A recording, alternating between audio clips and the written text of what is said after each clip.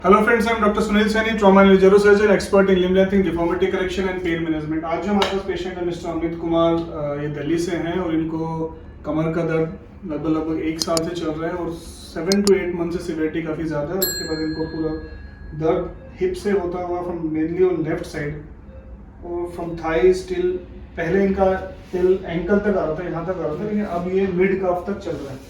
इनको चलने में तकलीफ है। ये कार्डियक पेशेंट है, पीटीसी इनका हो रखा है, ही इज 34 ईयर ओल्ड। और क्योंकि कार्डियक पेशेंट होने की वजह से इनको रोज वॉक करना भी जरूरी है। अब इनको डिफिकल्टी हो रही है कि अगर ये ज्यादा वॉक करते हैं फिर लंबा कदम लेते हैं तो इनको स्ट्रेच होता है पूरा का पूरा। आई हैव एग्जामिन्ड हिम थोरली और उसके बाद हमने देखा कि there is tenderness eight L5 S1 पे टेंडरनेस है। There is tenderness at SI joint, left side के सैक्रोइलिक जॉइंट के पास में टेंडरनेस है, जहाँ से हमारी नर्व्स निकल रही होती है। And SLRT is almost 40 degree on left side. So एक बार मैं एग्जामिन करता हूँ उनको। कब से तकलीफ चल रही है सर? साल भर हो गया, साल भर हो गया। ये बैंक एम्प्लॉई है तो इनको बैठने का काम रहता है। तो फर्स्ट मैं अभी इनको राइट साइड में उठा रहा हूँ। आप बताइए जहाँ आपको कोई इशू नहीं है ना, इस वाले में जहाँ आपको लगे घुटने को सीधा रखें, बस।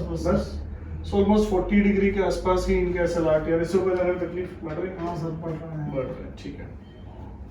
एज सच कोई न्यूरोलॉजिकल डेफिसिट नहीं है और हमने प्लान किया है कि we will go for DSCB beta 1 2 3 on left side as well as tau block जो हम SI जॉइंट के लगाते हैं ऑन लेफ्ट साइड।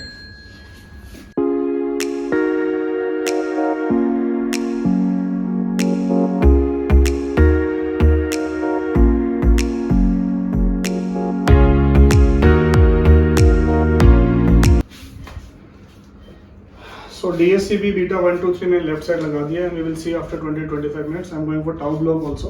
तो 20 से 25 मिनट के बाद देखेंगे कि कैसा इनका SLRT में क्या इंप्रूवमेंट है, जो पहले दर्द हो रहा था उसमें क्या इंप्रूवमेंट है। ठीक है।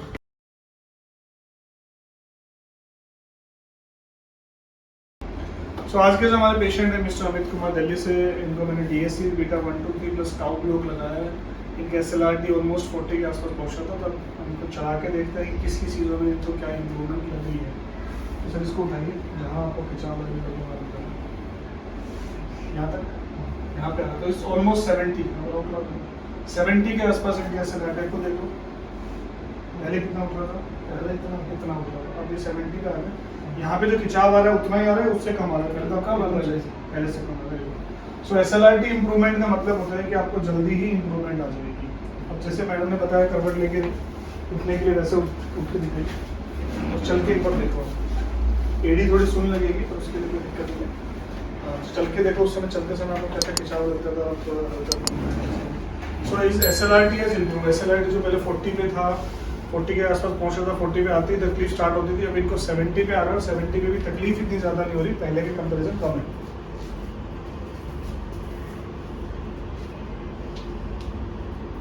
पहले से सर फ्री लग रहा है। पहले से फ्री लग रहा है, पहले इतना नहीं खींच रहा था मेरा पैर।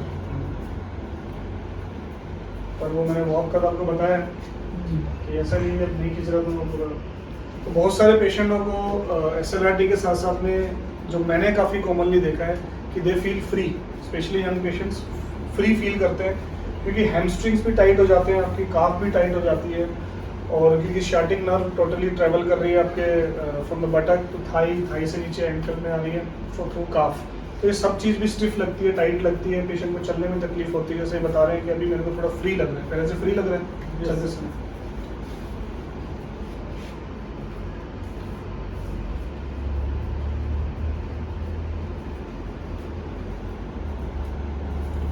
पेन कितना कम हो रहा है? पेन में फर्क है सर, पहले से ऐसा नहीं है। पहले ऐसा नहीं, फ्री लग रहा है। फिर कमर में जो यहाँ पे आपको होता था, यहाँ में टाउ ब्लॉक लगाया नहीं, यहाँ नहीं है, लेकिन पेन यहाँ है। ये वाला, ये सबसे लास्ट के अंदर जाएगा। इसमें बताया कि सबसे मोटी नर्व होती है। ये वाला भी आपने को बताया था ना कि यहाँ दर्द है, यहाँ पे था। अब नहीं है, अभी नहीं। ठीक है। सो इसलिए मैं लगा रहा हूँ, ये ऊपर वाला लगा रहा हूँ, इसमें सबसे जल्दी रिजल्ट आते हैं टाउ के। सो जो इनको पहले यहाँ पे दर्द था, SI जॉइंट के पास में दर्द हो रहा था इनको लेफ्ट साइड के अंदर, तो we give tau block for that. हमारा कोई भी इंजेक्शन ना तो रीढ़ की हड्डी के अंदर जाता है जैसे कि पेशेंट पूछते हैं, ना हम किसी जॉइंट के अंदर इस इंजेक्शन को लगाते हैं। ये इन एंड अराउंड नर्व्स होता है, नर्व के आसपास होता है या फिर मस्कुलर ही लगाया जाता है। जैसे कि हम जब एंकल में आ रहे होते हैं तो it is in and around the nerve perineural sheath के आसपास लगाया जाता है। सो पहले से इस वाले में इम्प्रूवमेंट है और आपका जैसा फिट हो रहा है। हाँ, और आपकी SLRT जैसे मैंने बताया कि इम्प्रूव हुई है, 40 to 70 पे आ गई। As far as our experience is concerned, after seeing lot of patients, almost more than 1000 stumps में लगा चुके हैं last 5-6 months के अंदर ही।